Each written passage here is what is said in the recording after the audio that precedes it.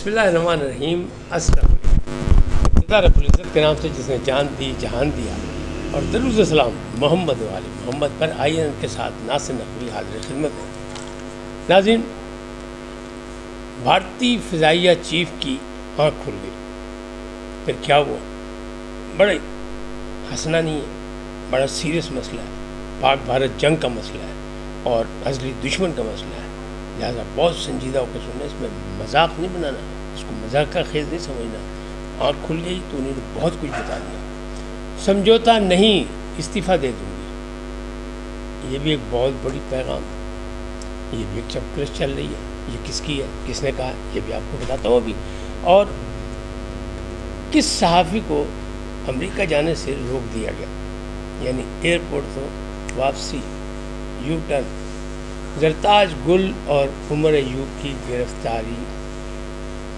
जी, यानी अभी मामला थमे नहीं। पीटीआई के मुश्किलात में इजाफा हो रहा है और बहुत कुछ हो रहा है। और शेर अफजल मरवत कहते हैं, ना इस्तीफ़ा दिया मैंने, ना मैंने शिप छोड़ी है, और जिसकी हिम्मत है वो छुड़वा ले मुझसे। इन तमाम बातों की तफसीलात आपको बताऊंगा, लेकिन पहले आपसे गुजारिश, शायन को सब्सक्राइब करें, लाइक करें, घंटे का बटन दबाना भूलें और अपनी कीमती राय का इजहार भी करें। पहली बात कि भारतीय फ़िज़ाइया चीफ़ की आँख खुल गई। पता नहीं कोई दारू पिया हुआ था उन्होंने, पता नहीं कोई देसी ठर्रा पिया हुआ था, कि 6 मई से 10 मई तक जो जंग हुई थी पाक भारत, उसकी एक बड़ी अहम रिपोर्ट उन्होंने ओपन किया और उन्होंने दावा किया कि जनाब हमने भी 5 जहाज़ गिराए पाकिस्तान के। बोलो, जवाब लो ट्रम्प साहब से, जो ट्रम्प साहब कह रहे हैं हाँ जी जहाज़ गिरे, पाकिस्तान जीता है। अब 3 महीने बाद, 90 दिन के बाद उनकी आँख खुली है, क्योंकि वो सरदार साहब हैं। और सरदार साहब तो फिर आपको पता है, सरदार साहब मूड में होंगे और उन्होंने अब ये बयान दाग दिया। AP सिंह नाम है उनका। तो वो अमृत धारा पी के सोए हुए थे। 3 महीने लगे, 90 दिन हुए, फिर उनका ये आँख खुली है। और फिर उन्होंने ये बात की एक तकरीब में, बाकायदा ब्रीफिंग दी लोगों को कि जनाब हमने उनके F-16 भी गिराए। और पाजी राफेल डिगा सी तो रौला पै गया कि फ्रांस की कंपनी शोर मचाती हुई आगे के पाजिया की हुआ है, उसका रेट गिर गया। तो आपने F-16 गिरा लिया, ना अमरीका बोला, ना अमरीका में F-16 का रेट गिरा। बहरहाल हंसना मना है, क्योंकि बड़ा सीरियस संजीदा मामला है। एक असली दुश्मन से लड़ाई का मामला है, पाकिस्तान और भारत का मामला है, तो इसको बड़ा सीरियस लेना है। तो जनाब वो ये कह रहे हैं कि हमने एक बड़ा जहाज़ भी गिराया, और जिस जहाज़ का दावा कर, जेट भी गिराए, वो कह रहे हमने बहुत कुछ गिरा दिया। जिसका दावा वो कर रहे हैं वो जो है जहाज़, वो अगर उसका जिसामत देखी जाए ना, हजम देखा जाए, तो वो बोइंग से छोटा नहीं होगा जिसका वो दावा कर रहे हैं। लेकिन कहाँ गिराया है, क्या किया है, कैसे गिरा है, कहाँ उसके शवाहिद हैं, इसका कुछ नहीं है। उन्होंने एक रिपोर्ट बना ली है, फिल्म चला ली है, और उन्हें समझ लिया कि शायद ये बॉलीवुड की फिल्म है, बस चलाएंगे, लोग मान जाएंगे, उनकी कौम शायद मान भी जाए और मीडिया उनका शो भी मचा ले। लेकिन राहुल गांधी और अपोजिशन की जो जमातें हैं वो तो बाज नहीं आएंगी। वो तो पहले ही कह रही इस्तीफ़ा दो, तारे हुकूमत चलती नहीं पई, मार बड़ी पै गई है, बिस्ती बड़ी हो गई है, एक बड़ी रियासत की, बड़ी जमहूरियत की, तो बस करो। उन्हें कह रही इस्तीफ़ा दे, माफ़ कीजिएगा। अब ये बात सचमुच बड़ी मुश्किल से मैं हंसी रोक रहा हूँ, मसका खेज़ है। क्यों? एक फ़िज़ाइया चीफ़ का ये दावा, 90 दिन के बाद दावा, जबकि आर्मी चीफ़ कह चुका है कि जनाब साढ़े तो उन्होंने कोई ऐसा सिस्टम चलाया, उन्होंने साइबर से और दूसरे जो मामलात हैं उसमें ऐसा उन्होंने किया कि जनाब हमारी फ़िज़ाइया तो बिल्कुल हत्थल हो गई थी, यानी निहत्ते होकर हम बैठ गए थे, हमारी फ़िज़ाइया तो उड़ ही नहीं सकी। तो अब क्या किया जाए? एक ज़िम्मेदार आदमी का ये, दुनिया को क्या जवाब देंगे? गोदी मीडिया का जवाब नहीं दे सके, जो झूठी फिल्म कि पाकिस्तान लाहौर में पे कब्ज़ा हो गया और वहाँ बंदरगाह तबाह कर दी, कराची पे कब्ज़ा हो गया और फलाना इस्लामाबाद जा रहे हैं, शाम तक उस पर भी कब्ज़ा हो जाएगा। वो सारी चीज़ें कहाँ गई? तारीख़ के सफ़ात पे मौजूद हैं, वो मिटाए नहीं मिटेंगे इनसे। کیونکہ اتنا بڑا جھوٹ تھا۔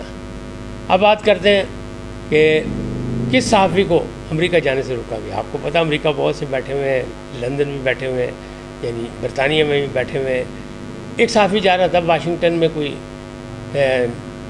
سیمینار تھا یا ورک شاپ تھی، اس میں حصہ لینے کے لیے بقول اس کے، اور بڑا نامور صحافی ہے، لیکن جب وہ ایئرپورٹ گیا تو اسے کہا نہیں، آپ کا نام اس لسٹ میں موجود ہے جنہیں باہر جانے کی اجازت نہیں، اور وہ ہیں نام نامی ایک اسلام آباد کا نامور صحافی اسد طور، اور اس کی مذمت کی ہے وقاص اکرم شیخ صاحب سیکرٹری اطلاعات تحریک انصاف نے، کہ بڑا ظلم ہوا، بڑی زیادتی، جبکہ انہی کے دور میں پی ٹی آئی کی حکومت کے دور میں اسد طور صاحب کو گھر میں گھس کے مارا گیا تھا، باقاعدہ پھینٹی لائی گئی تھی۔ اس کا جواب آج تک نہیں ملا، اس کا آج تک کچھ نہیں پتہ لگا۔ تو بھائی جو بولے گا پھر اس کے ساتھ تو ہوگا ہی کچھ، چاہے دور کوئی بھی ہو، ہر دور ایک سا ہوتا ہے۔ اب اگلی بات کرتے ہیں کہ زرتاج گل اور عمر ایوب کی گرفتاری ابھی ہوئی نہیں، لیکن آنے والے دنوں میں ہوگی، کیونکہ وہ ریلیف مانگتے ہیں۔ زرتاج گل لاہور ہائی کورٹ پہنچی ہیں، عمر گل پشاور ہائی کورٹ پہنچے ہیں۔ جو مخالف وکلاء نے کہا جناب ان کی کیسے ریلیف دیا جائے گا، ان کو تو سزا ہو چکی ہے، یہ تو نااہل ہو چکے ہیں، تو پہلے یہ اپنے آپ کو عدالت کے سپرد کریں، یعنی سرنڈر کریں، پھر ان کی بات ہوگی۔ اور سرنڈر جب ہی ہوگا جب سرنڈر کہیں گے تو گرفتاری ہو کے سرنڈر ہوگا، اس سے پہلے کیسے سرنڈر ہوگا؟ جب سرنڈر کریں گے تو گرفتار ہو جائیں گے، کیونکہ ان کے آرڈر ہے، ابھی تو یہ روپوش ہے۔ تو معاملہ گڑبڑ ہو گیا، اور پی ٹی آئی کی گرفتاریاں جو ہیں ابھی نہیں، ابھی یہ بھی ہوں گے، ان کے علاوہ بھی ہوں گے، جو باقی معاملات ہیں وہ بھی ہوں گے۔ وقاص اکرم شیخ صاحب جو ہیں وہ ماشاءاللہ، وقاص اکرم شیخ صاحب وہ ماشاءاللہ 40 اجلاس میں گئے نہیں، وہ آئینی طور پہ ان کو باہر نکال دیا گیا، بٹھا دیا گیا باہر۔ عمر ایوب صاحب جو ہیں وہ اپوزیشن لیڈر ہیں۔ تو افسوسناک موقع یہ ہے کہ ایک سیاسی پارٹی اور بڑی پارٹی کے دعوے داروں کے حکمت عملی اتنی اچھی ہے کہ میں پہلے بھی کہتا ہوں، اب بھی یہ کہوں گا کہ سیاسی معاملات کو وہ قانونی نظر سے دیکھتے ہیں اور قانونی معاملات کو سیاسی انداز میں، لہذا رزلٹ ان کو صحیح نہیں ملتا۔ تو یہاں بھی یہی ہوا کہ پنجاب اسمبلی کا اپوزیشن لیڈر نااہل، ان کی بھی گرفتاری ہوگی، احمد خان بچر صاحب کی، میاں والی سے ایم پی ہیں، اور شبلی فراز صاحب جو سینٹ کے مطلب اپوزیشن لیڈر ہیں، ان کی بھی گرفتاری ہوگی، ان کو بھی سزا ہو چکی ہے۔ اور پھر عمر ایوب جو اپوزیشن لیڈر ہیں کس کے، قومی اسمبلی کے۔ تو بھائی معذرت چاہتا ہوں، آپ نے ایوان میں کون سا کردار ادا کیا اور اپنی پارٹی کے کارکنوں کے لیے کیا ریلیف دیا، اپنے لیڈر کے لیے کیا ریلیف پیدا کیا؟ کچھ نہیں کیا، کیونکہ آپ کی حکمت عملی اچھی نہیں ہے۔ اب یہ سب گرفتار ہوں گے تو بات آگے چلے گی، ورنہ بات آگے نہیں چلے گی۔ اب شیر افضل مروت کی بات سن لیں۔ شیر افضل مروت کو پارلیمانی پارٹی میں بلایا گیا، انہیں دھوئیں تقریر کی، انہوں نے صاف کہا کہ جناب کسی کے خلاف کچھ نہیں میں بولتا، لیکن جب میرے خلاف کوئی بولے گا تو میں بھی بولوں گا۔ پھر نہ کہنا کہ بولتا ہے، بولوں گا تو میں کہو گے بولتا ہے۔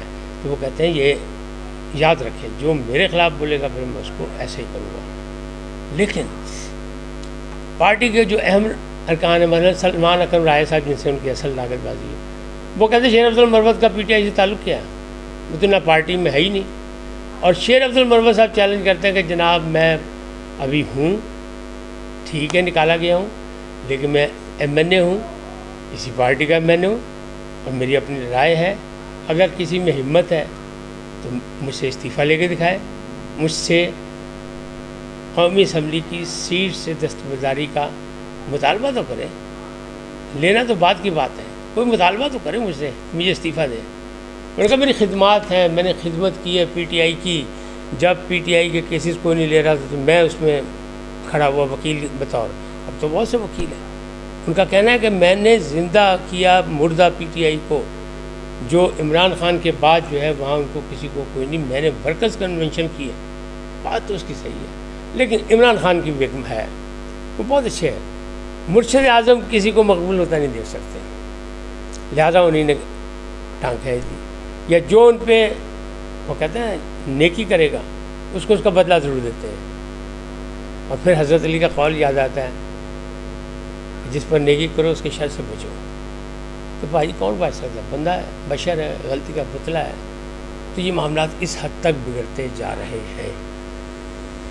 اس وقت تک اتنا ہی، پھر ملیں گے نئے موضوع کے ساتھ. جاتے جاتے آپ سے درخواست آئی ہے ان کو سبسکرائب کریں، لائک کریں، گھنٹی کا بٹن دبانا بھولیں، اور اپنی قیمتی رائے کا اظہار بھی کریں. سدا سلامت رہیں. لیکن پہلے پاکستان زندہ باد، پاک افواج پائندہ باد. سدا سلامت رہیں. اللہ نگہبان.